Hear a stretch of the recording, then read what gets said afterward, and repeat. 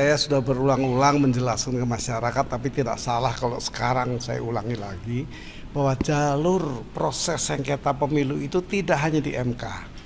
Bahwa putusan MK final and binding kita hormati. Tetapi ada dua lainnya, yaitu bagaimana proses pemilu ini berlangsung, apakah ada kesalahan-kesalahan terjadi. Itu di PT UN didahului dengan proses di administrasi di Bawaslu. Yang ketiga ada yang kami lakukan, yaitu ditemukannya menurut kami dengan sejumlah bukti yang valid bahwa telah terjadi pelanggaran hukum oleh penguasa penyelenggara negara yang bernama pemilu, kemudian yang kami maksudkan adalah KPU dan jajarannya. Nah, yang ini tidak melalui mana-mana ini. Jangan ditanya, kenapa nggak ke Bawaslu? Kenapa melanggar MK? Jangan ditanyakan lagi karena kami tidak terkait dengan itu. Bahwa putusan MK itu final and binding, kita hormati.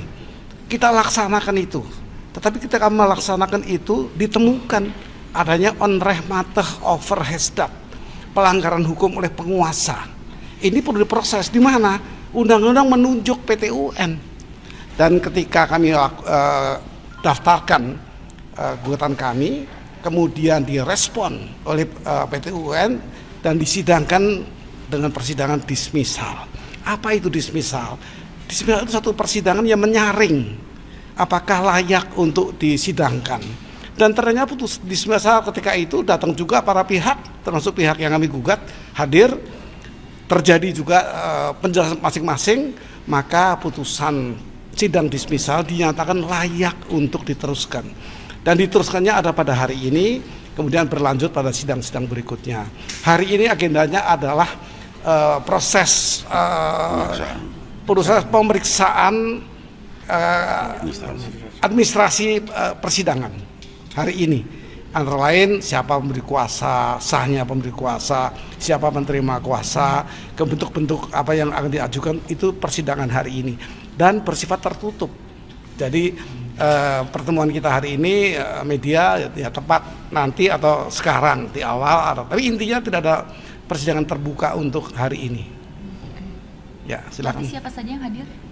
Dari pihak oh ya, tim. Yang hadir hanya tim hari ini. Kan memang tertutup ini sidangnya. Tidak ada kami yang terkait, nanti apa saja yang dikehendaki untuk dipahami oleh PT UN dan oleh pihak tergugat akan terungkap nanti dasar-dasarnya, kevalitan dari pihak-pihak terkait nanti di sana. Oke, Prof. Ada barang bukti nggak yang dibawa hari ini? Ada agendanya, bukan hari ini, belum sampai ke sana. Ya. Nanti pada saat itu tentu kami punya sejumlah bukti-bukti, berbagai bukti, ada saksi, ahli ya, sekarang nggak pakai saksi, ahli namanya. Sejumlah ahli pun akan kami hadirkan, demikian pula tergugat atau termohon yaitu KPU. Dia sudah disiapkan ya Pak? Kami sudah siap. Okay. Ya. Prof, ada informasi nggak pihak KPU yang datang tergugat ini siapa aja?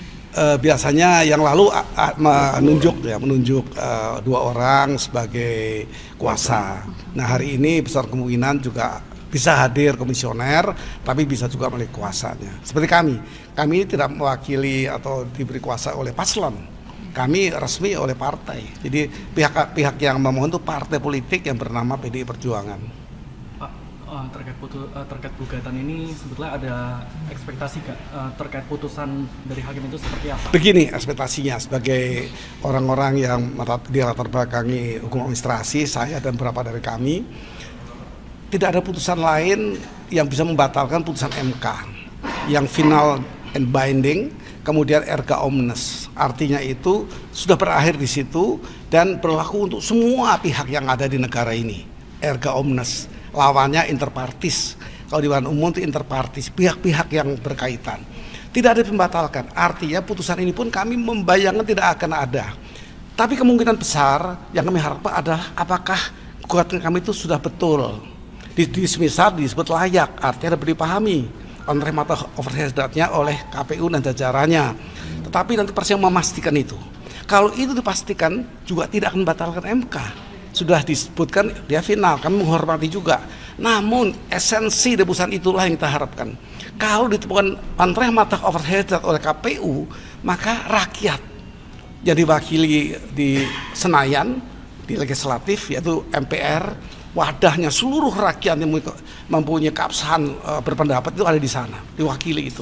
Nah, dia akan memikirkan apakah sebuah produk yang diawali dengan melanggar hukum itu bisa dilaksanakan. Kami berpendapat ya bisa, ya juga bisa tidak, karena mungkin MPR tidak mau melantik. Ini yang perlu di-quote. Artinya gugatan kami bayangkan tidak harus dikabulkan seluruhnya. Tapi kalau di pertimbangan hakim menyebutkan memang onreh matah overhesdat atau melanggar hukumnya penguasa dengan kekuasaannya menerbitkan satu proses dengan hasil penetapan presiden dan calon wakil presiden atau wakil presiden. Kalau rakyat menghendaki tidak melantik karena memang didapati diawali dengan pelanggaran hukum oleh penguasa, nah ini bisa sangat mungkin terjadi. Jadi bisa tidak dilantik. Prof, sedikit keluar dari PT UN, ini kan sempat ada wacana juga untuk hak angket. Kalau dari tim hukum PDIP, apakah tetap akan melaksanakan hal tersebut ke DPR nanti?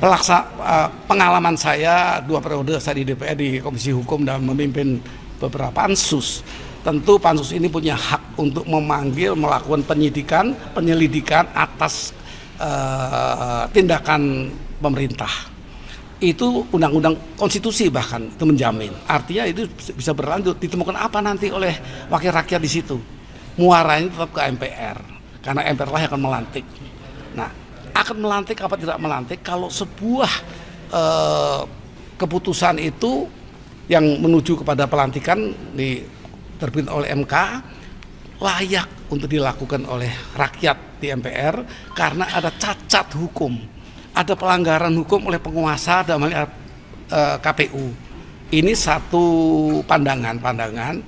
Ya, tentu saya katakan itu akan menjadi juga keputusan dari MPR. Pak, apa ada titipan pesan dari Bu Mega sebelum sidang hari ini, Pak?